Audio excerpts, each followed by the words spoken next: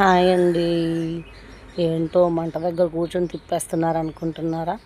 ఏం లేదండి, పాలకోవా చేద్దామని 2 లీటర్ల పాలు తీసుకున్నానండి నేను. ఇత్తడి కళాయిలో 1 లీటర్ పాలే పడతాయి, ఒకేసారి పట్టవు. అందుకని మరిగేటప్పుడు అలా అలా కొన్ని కొన్ని యాడ్ చేసుకుంటా 2 లీటర్ల పాలు వరకు పోసాను అందులో.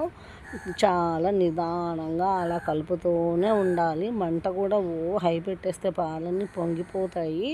చాలా చక్కగా నిదానంగా మంట పెట్టుకొని ఒకసారి పెట్టామంటే మంట గిన్నె వేడికి దానికి సరిపోద్ది. పెట్టేయకూడదు మంట. 2 పుల్లలు పెట్టుకుంటే సరిపోతాయండి. అలాగా మరుగుతూ ఉన్నప్పుడు మనం లీటర్కి 150 గ్రామ్స్ షుగర్ వేసుకోవచ్చు. బజార్లో చాలా ఎక్కువ వేస్తారు. మన పాలల్లో ఎక్కువ కమ్మదనం ఉంటుంది కాబట్టి మన పాలల్లో షుగర్ చాలా తక్కువ పడుతుంది, మన బర్రె పాలు కాబట్టి. అలా 150 గ్రామ్స్ అంటే 2 లీటర్లకే నేను 350 గ్రామ్స్ తీసుకున్నాను. అలా నిదానంగా అలా పంచదార వేశాక ఉన్న మంట కూడా తీసేసి దగ్గరికి అలా చిన్నగా తిప్పుకుంటూ అడుగంటకుండా అలా అలా మనం రబ్ చేస్తూ ఉంటే ఏమవుతుంది, మంచి రంగు వస్తుంది. తర్వాత వాటిని దగ్గరకు వచ్చాక కొంచెం చేతికి నెయ్యి రాసుకొని దూద్ పేడ అలాగా చేశానండి. చాలా బాగా వచ్చాయండి.